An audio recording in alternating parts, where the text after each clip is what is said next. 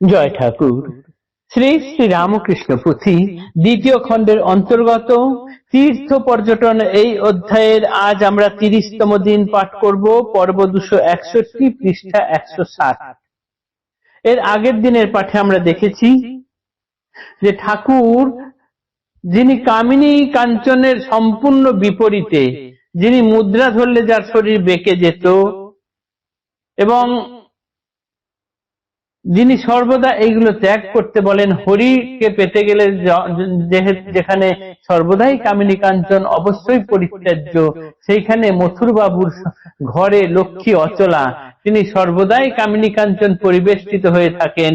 তথাপি তিনি যেহেতু সেগুলির সঠিকভাবে সদ্ব্যবহার করেন, নানান সময় নানান দিকে তিনি দীন দুঃখী দেব দ্বিজ সাধুর পরিষেবায় সেগুলো কাজে লাগান।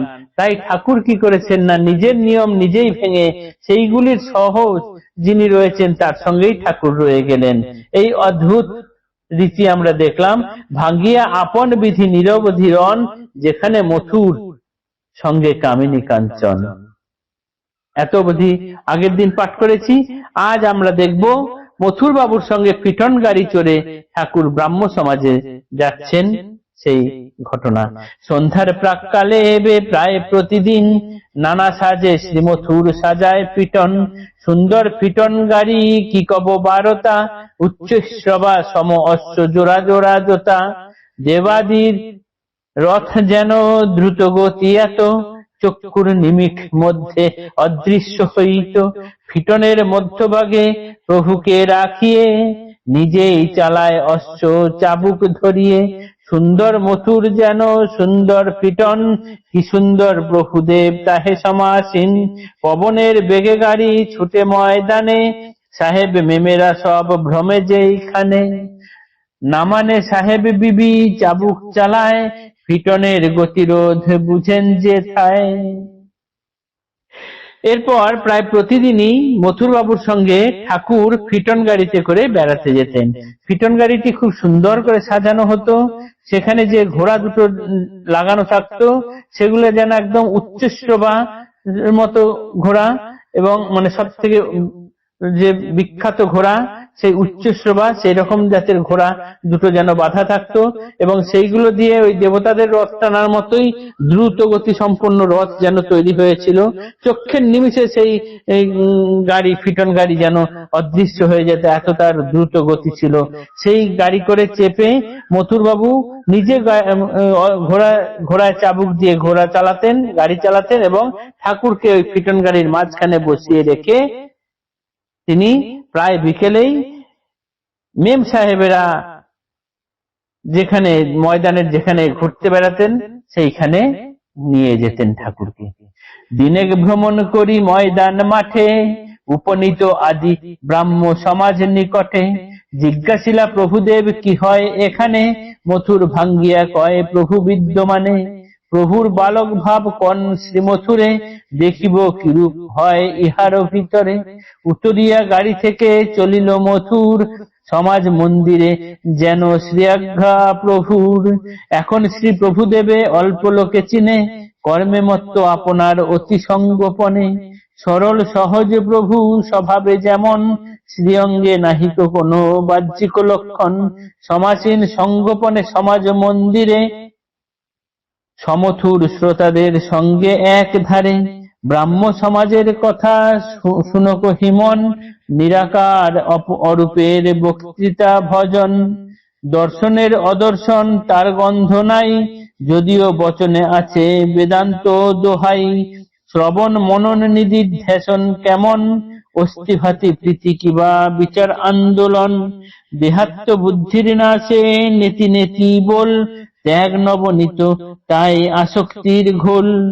উচ্চ হ্রোল গন্ডগোল কালো নাহি কটা, সাহেব আলী ধরনেতে বক্তৃতার ঘটা। বক্তৃতার ঘটা আজি বিপুল আয়োজনে, নয়ন মুদিয়া যত শ্রোতৃবর্গ শুনে। যেন কত ধ্যানে মগ্ন হয়েছে সবাই, ব্যাপার বিদিত সব হইলা গোসাই।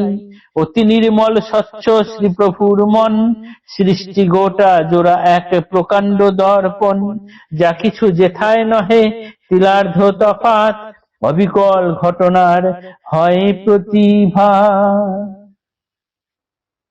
একদিন এরকম ময়দানে পিটন গাড়ি করে ঘুরতে ঘুরতে হঠাৎ তারা চলে আসেন ওই আদি ব্রাহ্ম সমাজের কাছে। সেইখানে দেখে ঠাকুর জিজ্ঞেস করলেন, এটি কি কি এখানে হয়? মথুরবাবু তাকে ভেঙে বললেন যে এটি ব্রাহ্ম সমাজ, আদি ব্রাহ্ম সমাজ, এর ভিতরে সবাই প্রার্থনা করেন। ঠাকুর বললেন গিয়ে দেখবো কি হয়। তা ঠাকুরের আজ্ঞা অনুযায়ী মথুরবাবু নেমে ঠাকুরকে নিয়ে চললেন ব্রাহ্ম সমাজের সমাজ মন্দিরে, যেখানে প্রার্থনা চলছিল। এই সময় ঠাকুরকে খুব অল্প লোকেই চিনতেন। ঠাকুরের বেশভূষায় কোনো বিশেষত্ব নেই, না আছে কোনো বিশেষ আড়ম্বর, না আছে তিলক ফোঁটা ইত্যাদি। বাইরে থেকে তাকে দেখে বিশেষ কোনো কিছু বোঝার উপায় নেই।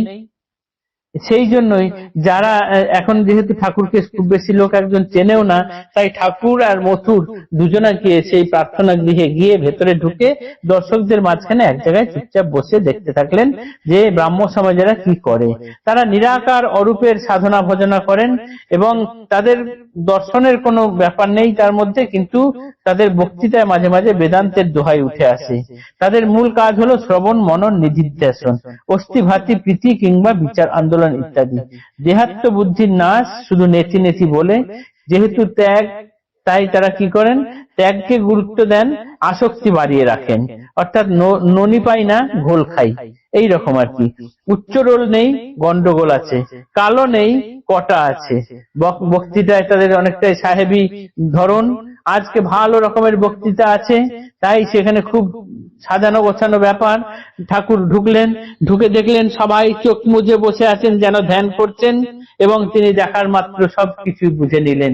তিনি তো আসলে সমস্ত কিছু দেখতে পান, তার ভেতরটা, তিনি সবকিছুর ভেতরটা কাঁচের মতো করে দেখতে পান। তিনি এইখানটা আসা মাত্র সবকিছু পরিষ্কার ভাবে দেখে নিলেন। অতি নির্মল স্বচ্ছ শ্রীপ্রভুর মন, সৃষ্টি গোটা জোড়া এক প্রকাণ্ড দর্পণ, যা কিছু যেথায় নহে তিলার্ধ তফাৎ, অবিকল ঘটনার হয় প্রতিভাত। যা আছে সেইখানে সম্পূর্ণ কিছু ঠাকুরের কাছে যেন একবারে পরিষ্কার রূপে ধরা দিল ঠাকুরের চোখে। এরপর কি হলো আগামী পর্যায়ে পড়ব। আজকের পাঠ এতটুকুই থাকলো। জয় ঠাকুর, নমস্কার।